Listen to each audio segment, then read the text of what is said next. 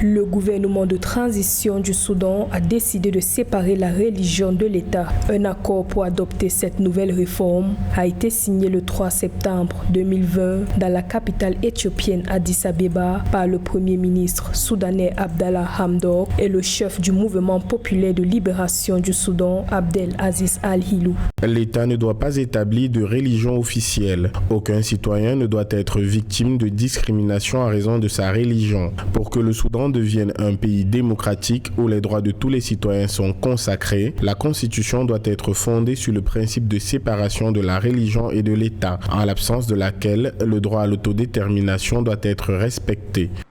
Selon les autorités, cet accord mettra fin à 30 ans de lois islamiques et de conflits sous le règne de l'ancien chef de l'État Omar El-Béchir, renversé en avril 2019. Au cours des derniers mois, le gouvernement soudanais a abandonné un certain nombre de lois islamiques, notamment l'élimination des peines pour apostasie, renonciation à l'islam, interdiction de mutilation génitale féminine et autorisation des non-musulmans à boire de l'alcool.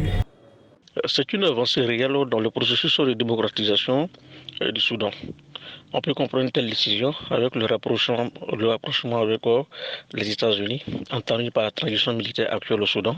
Donc une telle loi va permettre alors de renforcer la laïcité et de l'état de droit, et ça serait un signal fort auprès de la communauté internationale.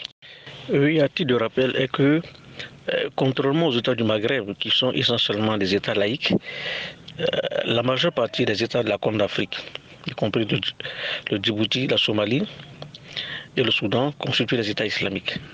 Donc en engageant une telle réforme, en vue notamment de renforcer la laïcité de l'État soudanais, cela sera alors une première dans cette partie de l'Afrique.